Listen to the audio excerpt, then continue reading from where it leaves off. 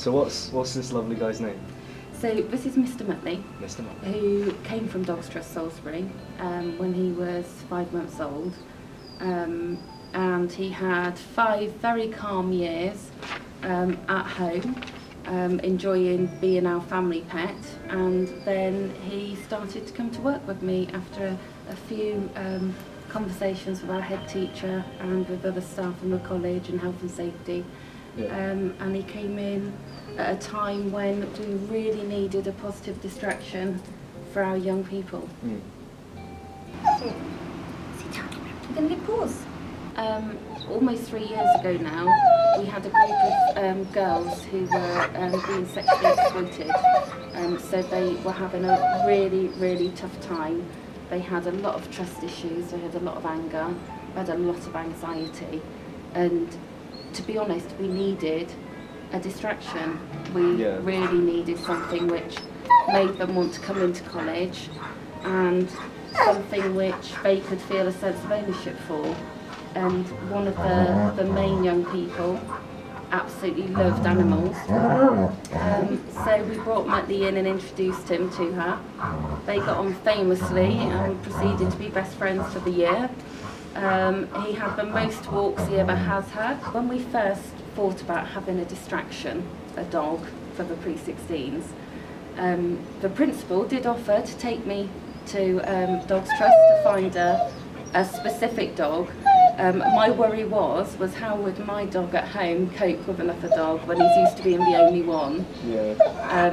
So we agreed that we would try Mr. Muttley out. So that's how it came about. Yeah, brilliant. I mean, I think that one of the young people wrote in one of their sort of messages to the principal as to why they should be allowed to keep Muttley after he did a 3-week trial was exactly that, he doesn't always know how to behave and neither do we, so he suits us quite well. Yeah, absolutely, relatable. Yeah. Full of himself, doesn't always quite know where the boundaries are. Yeah. Can you describe the impacts that he has had on the students? Okay, so it is all about sort of this sort of distraction, really.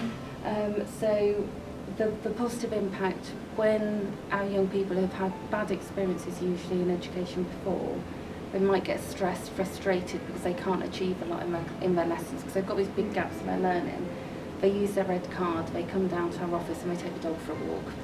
And he's appreciating it, he's loving them all the more for coming down and seeing them. They do a walk around the block, they come back, they go into lessons, they've had fresh air, they've had exercise, they've had that little bit of distraction. We've got some students who are on the autistic spectrum and they find it really difficult to communicate with others. So within our transition sessions in the summer for our students, Muttley comes in with me and they hold his lead when we're going around the college finding our way around. And then in September when they start, where they're not brave enough to talk to other people, they're used to the dog. So when I'm saying to them, right, what lessons have we got this morning? And they say, I'm like, okay, well, let's take the dog with us then. So they're happy. But unbeknownst to them, the minute you're in charge of a dog walking around college, everybody stops to say hello to you.